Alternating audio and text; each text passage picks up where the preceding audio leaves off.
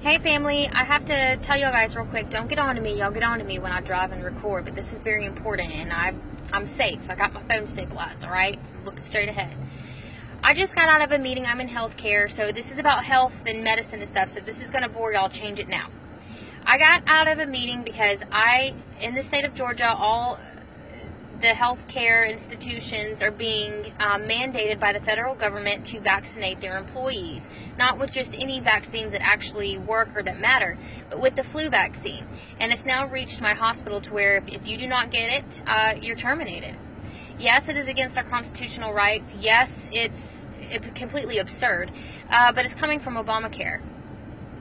So I just came out of this meeting. I said no to my director, so it got kicked up higher up in our company, and I had to go sit down kind of like with a board of people. It wasn't really that many, but still, it was still me against them. And it was nice, and they were nice, and everything was great, and you know, they explained to me just what I already knew. This is coming down from the government. 90% of the employees have to be vaccinated or they do not get paid Medicare and Medicaid payments. We are the guinea pigs. And as I was talking to them, first of all, I want you guys to know there is no way to make a vaccine for the flu. It's not possible. The flu is a RNA replicating virus. Because it replicates RNA, it is sloppy with it, and it never replicates itself the same way. Every single time it multiplies, it changes itself.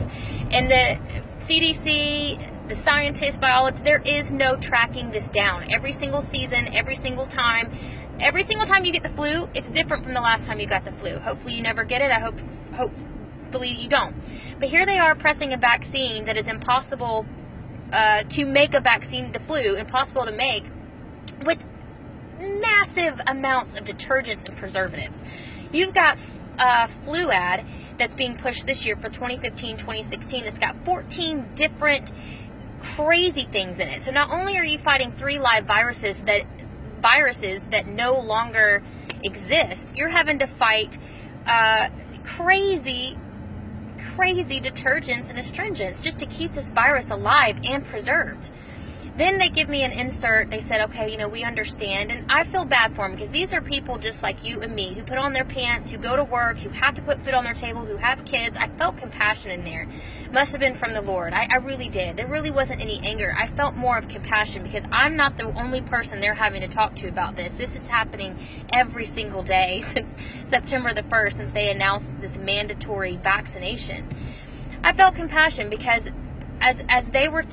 I could have sworn I saw tears welling up in somebody's eyes when they say, I lay in bed at night, I stare at the walls, I understand, people's livelihoods are at stake here. I'm telling them that they can't have their freedom, that they have to be injected or else. He's like, I can't stand being that way. He's like, I've never taken the flu shot in my life, but I took it for the first time this year just for the same reason. He's like, I don't want you to think that some people are some magic word you can say that you can't take it and others don't take it. He said, we're all under this together.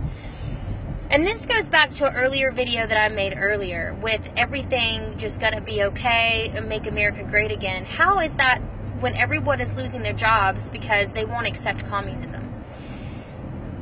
So they give me this insert. He says, I want to give you more options. Here's some options here. Here's Fluad. And I said, well, do you have not Fluad, Flublok is another vaccine that is supposed to be organic, doesn't have as many astringents or detergents in it. And I said, well, let me look it over. I'm open-minded to everything. Just let me look at it and let me read what's inside of it. I'm reading what's inside of Flublok, and it's a genetically modified organism vaccine out of the proteins of insects. Not to mention, it's got, instead of 14 detergents and astringents, it's got about right under 10. It's not any better. And it still has the same side effects as the rest of the vaccines. My question to them was, why the flu? Why the flu? On any given day that I'm in an acute intensive care unit, I am around the most disgusting, nasty organisms you can imagine. Flesh-eating bacteria, MRSA, pneumonia, staph. Why the flu? Why a virus that can't even be tracked down, can't even replicate itself the same way. And the government wants us to inject ourselves with some mystery substance that can't even protect us from said virus. The point of this video is everybody has to make a decision. I was told, and my question to him was, what are you guys going to do if there's a mass exodus out of this hospital? Because we have a certain date that we have to take this flu vaccine or you're suspended and you're terminated. I said, what if there's a mass exodus? How will this hospital function? And he says, we were afraid of that, but the numbers are looking like we're going to be okay. The numbers are looking like everybody is taking the flu shot. This is the most scariest part of the story to me. That we are all sheep and nobody is bucking, nobody is pushing back, nobody is saying no. The fear factor has set in for everybody and everybody has lined up to say, okay, give it to me, I'll take it. If a mass exodus had happened from that hospital or any hospital, they would not have been able to push this agenda. The government would not have been able, the hospital would not have been able to push this agenda, but everybody stayed quiet. I'm not going to take the flu vaccine. I don't care what other alternatives, organic, this is less mercury, this is less astringents and detergents. There's something wrong with all of them.